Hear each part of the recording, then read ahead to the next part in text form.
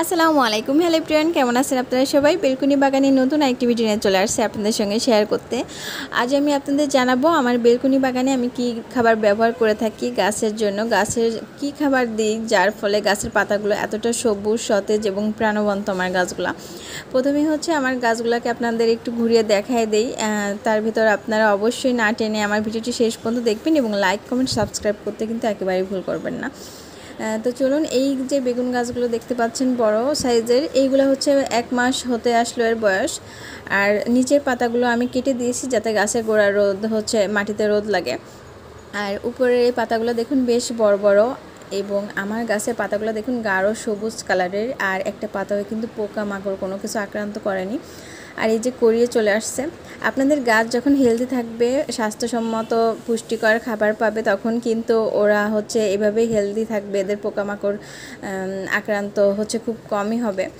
আর গাছ যেহেতু আছে পোকামাকড় তো হবে, কিন্তু আপনাদের প্রতিদিন হচ্ছে এর পরিচর্যা করতে হবে, তাহলে কিন্তু পোকামাকড় এতে আশ্রয় পাবে না।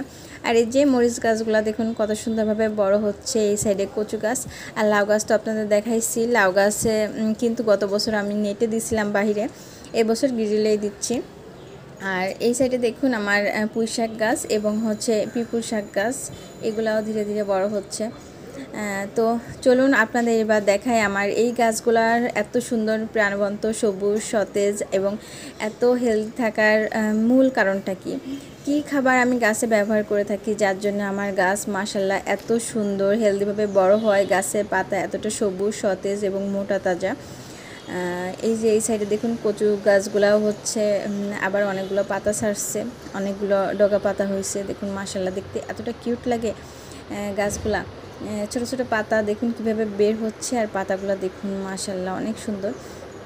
তো এই গাছে হচ্ছে আমি যে খাবার দিয়ে থাকি, আপনারা আমার পুরাতন যে সাবস্ক্রাইবার বন্ধুরা আছেন বা ভিউয়ার্সরা আছেন, তারা তো সবাই জানেন আমার গাছের কিন্তু একমাত্র এবং প্রধান খাবার হচ্ছে এই যে লিকুইড তরল সারটি, যেটা হচ্ছে সরষার খোলের লিকুইড তরল সার। এটাতে কিন্তু প্রচুর পরিমাণে নাইট্রোজেন, পটাশিয়াম, ফসফরাস বিদ্যমান রয়েছে, এবং এইটা আপনাদের গাছে যখন আপনারা ব্যবহার করবেন তখন দেখবেন আপনাদের গাছ দ্রুত বড় হবে, গাছের শিকড় অনেক বেশি বৃদ্ধি হয়ে যাবে, গাছ সবুজ সতেজ হবে, মোটা তাজা হবে, এবং ফল ফুল ধারণ ক্ষমতা বেড়ে যাবে, দ্রুত ফল ফুল আসবে এবং ফলের সাইজ বড় হবে। মানে অনেক পুষ্টিগুণ আছে। আপনারা কিন্তু এটা রাসায়নিক সারের পরিবর্তে এটা আপনাদের গাছে প্রয়োগ করতে পারেন গাছের মাটিতে।